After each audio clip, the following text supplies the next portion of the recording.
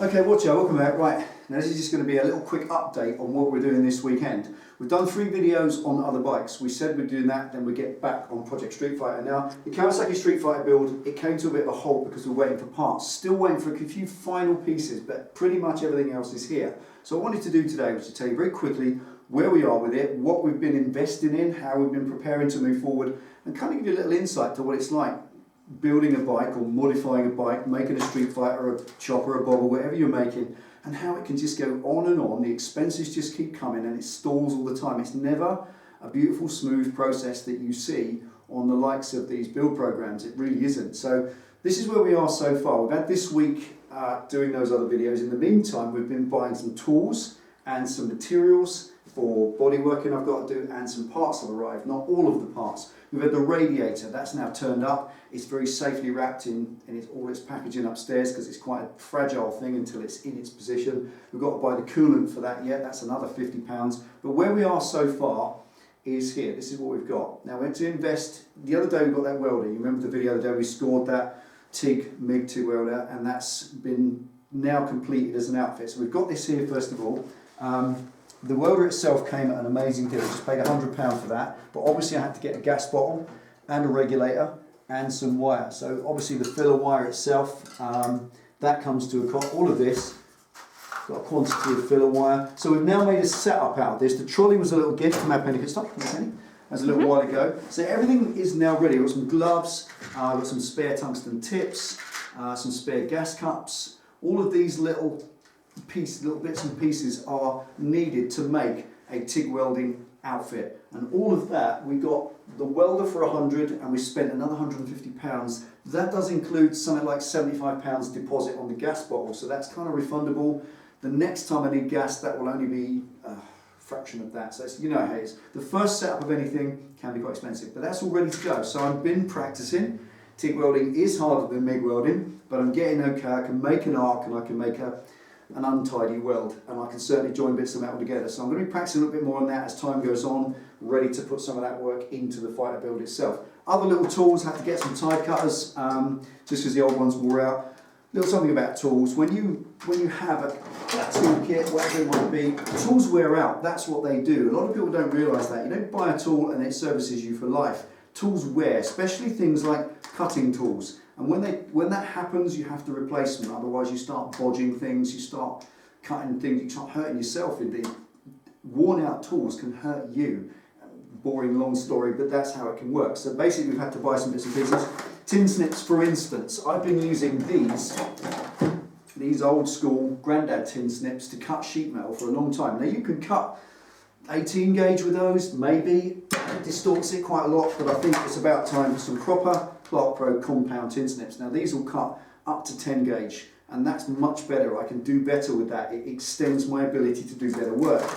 We're going to be cutting the exhaust and fabricating something quite trick for the exhaust, so I needed a pipe cutter for that. I wanted one of these for a long time. It gives you the ability to cut pipe perfectly straight. So in the forks for the scrambler, when you come to cut those tubes down, you can use one of these, an exhaust pipe cutter. They're not cheap, that's £27. They're quite it's a cutting tool in its own right. So you have an investment there, probably spent nearly £100 on that lot, along with another, probably nearly £200 in all spent on tools this week. It's kind of an investment. We've now got the Patreon thing going on, so that does help us out a great deal. That puts money towards it, and it makes it possible, whereas before it would have took us, wouldn't it, a lot longer. With months. Months, yeah, exactly. So we're able to do this now. We're able to bring faster, more interesting uploads and more content that's kind of keeps you captive a little bit better. So the other thing next was materials for the bike. So we're going to do some body work to the tank. We've got an absolutely killer paint job planned for it. I don't want the tank to stay this shape either. I'm going to be doing some reshaping work to the tank and so on. So there's some basic materials for that. We had to get rubbing pads, you know, the stuff. Filler, I think in the States you call that Bondo, same sort of thing, just different product name.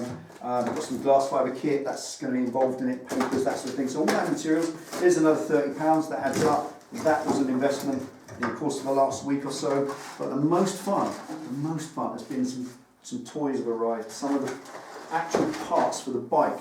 Now, Who recognises that? Hands up at the back. Recognise that pen? I recognise that. You recognise that? Yep. Tech Tracker exhaust. Now you look at the Tech Tracker exhaust, they're actually about that long. This particular one was a prototype one that Tech made before they brought the Tracker exhaust out. So any of you who've got Tech Tracker exhaust, this is the prototype. That's its mummy. This is the mummy of all of them. And if you have a quick look, come on in, Pam, what George has done, he's actually TIG welded this back cap on all the way around, as opposed to the riveted normal finish that you get on your Tech Tracker exhaust. And this is going to be going on the bike. So thank you, George. This was a kind of donation from Tech Bike Parts. We do a lot of kind of recommendation for them, and George passed that on. So thank you so much, my friend. I really appreciate that. It's very cool. It's some 4 inches shorter than a standard Tech Tracker exhaust, and I would have loved one of those, but this is awesome. It's completely straight through. There's nothing in it, as is correct. And Yes. that will be getting cut down, probably about there. And this downpipe on the bike itself will be cut down to the appropriate level with the chain car, and then we'll be slotting that and fitting that on. So that's going to be the exhaust for the Street Fighter, and it's going to live practically underneath the frame, right down underneath, and it's going to be lead, very lead. Thank you, George. Thank you, George. Very kind of you, sir. The other thing we have is the bars. Now, Renthal bars are about £30 a pair. I've got half a dozen pairs under there, honestly, 2 or 3 different pairs, you know, and we put these on, these 758 version. They're quite cool.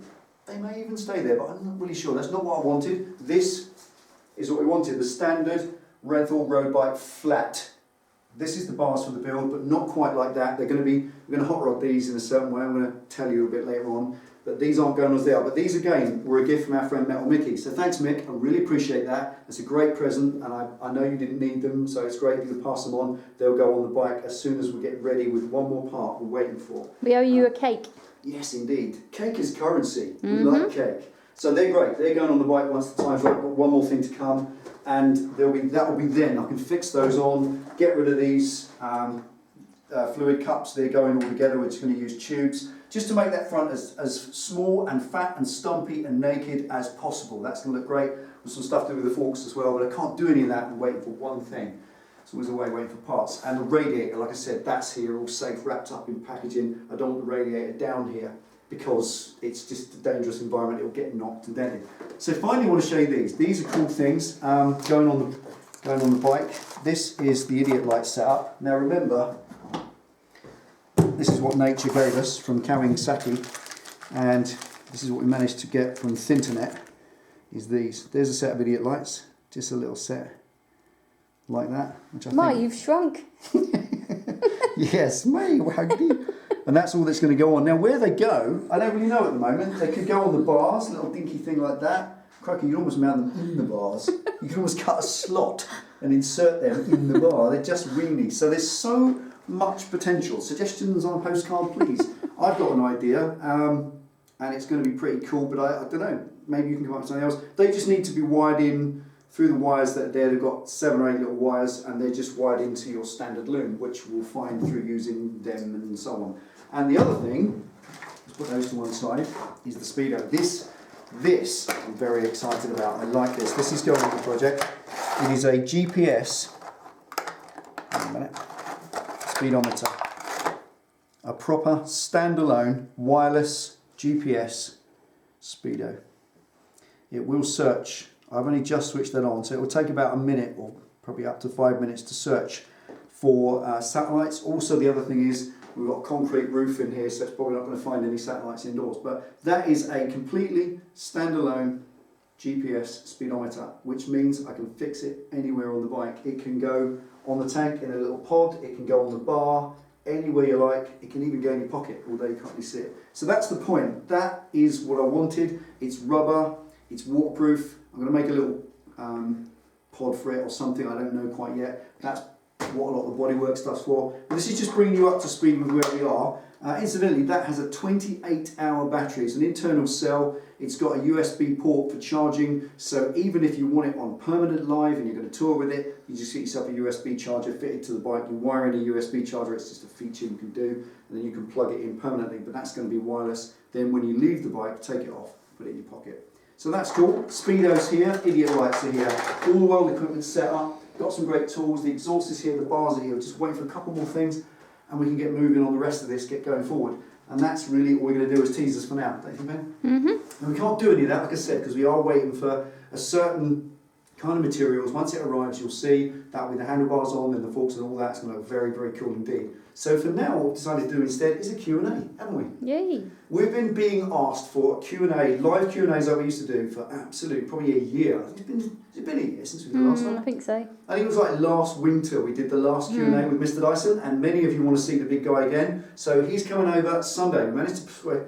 ply him with cake, didn't we? We did. We managed to promise him many cakes and lots of tea, and he's going to come over and see us at the weekend. We're going to do another live Q&A. Now we posed a hunt out for questions to our patrons this time. Now we know we normally do it to the wider audience, but this time we thought it was something for our patrons. So we've asked them to pose us their questions, and we have about 40 or so. We have material for 2 videos there, so we're going to make 2 videos this weekend. One will go up Sunday and one will go up in the midweek, and that will be something that's fun to watch. The usual stuff, lifestyle, technical information that Mr Dyson can answer himself because he's quite a clever engineer, and stuff that I can answer, and some great girl questions that Penny can answer on girl riders, that sort of thing. So a little bit of extra feature for this time. Hey Penny, looking forward to that? Yep. You're up. You're I next. know. Okay, so that's it. So tune in Sunday. We can't do anything now. This is just a little catch up. As you can see, we're spending masses of money. We've probably spent something like £250 in all setting up the TIG welding outfit. We're up to £350 on parts for the bike project, and we've had 400 in. So we're in budget. I think we're in budget. It's not outrageous, is it? This is meant to be a budget build. So what we're going to do for now is say that's it for this one. Tune in Sunday afternoon for the Q&A, live Q&A with you, me and Mr Dyson. That'll be fun, won't it? Yep. Fantastic. And here we'll leave you with a wall of friends because it's growing all the time. Some great new ones from Germany, from Tasmania, Texas, all sorts of fun things. Have a little look, see what you think.